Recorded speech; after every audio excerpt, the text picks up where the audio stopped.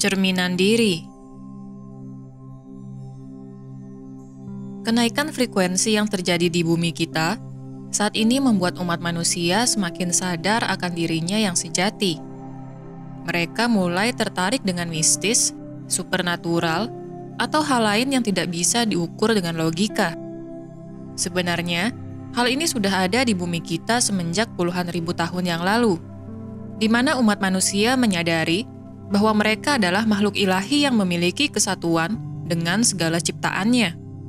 Dahulu, ketika distraksi dan hiburan tidak seramai sekarang, umat manusia hidup dalam keharmonisan dengan sesama manusia dan juga alam, di mana ajaran ini banyak menjadi landasan hidup dari berbagai budaya timur di bumi kita. Leluhur kita yang terdahulu merasakan energi dari Sang Pencipta tidak melalui panca indera, namun melalui mata ketiga atau mata batin mereka, sehingga mereka bisa berkomunikasi dengan entitas lain yang memiliki getaran lebih tinggi.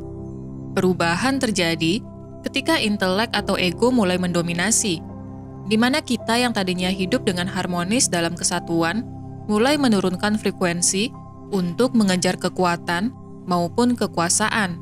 Hal ini adalah bagian dari rencana ilahi, di mana untuk menuju tingkat kesadaran yang lebih tinggi secara massal atau kolektif, umat manusia harus melalui kegelapan panjang, sehingga mereka dapat memahami bagaimana rasanya menjadi jauh dengan diri mereka yang sejati. Ketika ketidakharmonisan berkepanjangan ini terjadi, sebagian besar umat manusia sebenarnya mengalami pertumbuhan, bukan ke alam batin, namun keluar diri mereka. Hal ini dapat dikatakan sebagai hal yang krusial dalam peningkatan kesadaran, di mana sebelum masuk ke alam batin, mereka harus bisa menguasai panca indera mereka terlebih dahulu. Katalis kebangkitan akan hadir bagi masing-masing individu ketika saatnya tiba, karena sejatinya setiap makhluk ingin terus bertumbuh, dan pertumbuhan spiritual tidak dapat dihindari, walaupun kapan tibanya momen ini akan berbeda bagi setiap individu.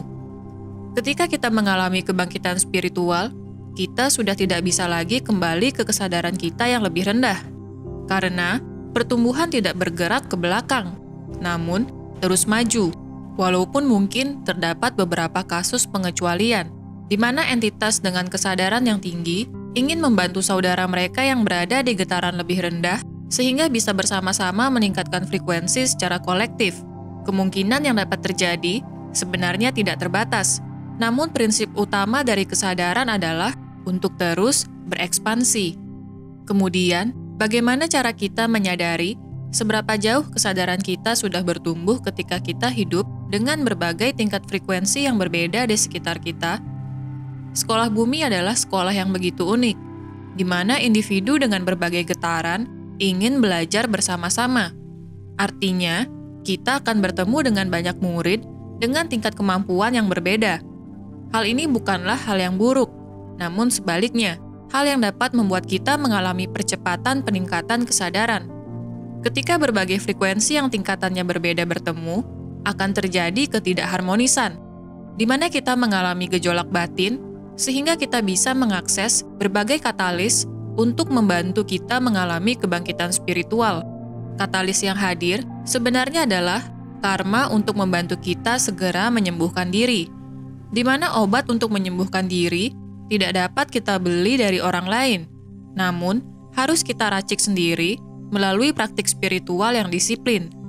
Kebingungan secara mental yang mempengaruhi emosi kita dapat kita sembuhkan dengan meditasi, merenung, atau kontemplasi, di mana kita akhirnya menyadari bahwa kita bukanlah ego.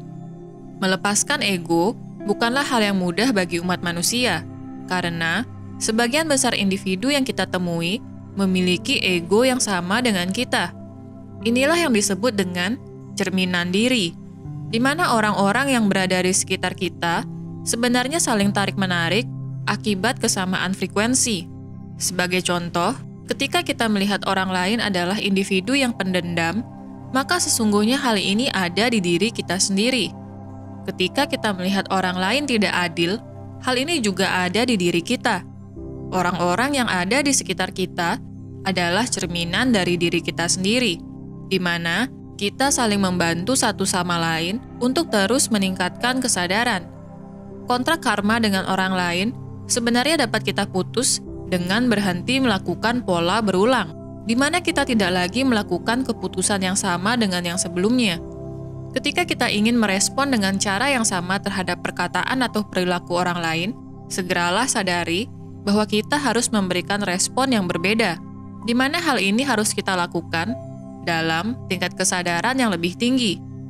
Jika sebelumnya kita meninggikan suara kita, maka respon yang berbeda harus kita lakukan dengan bersuara lebih lembut.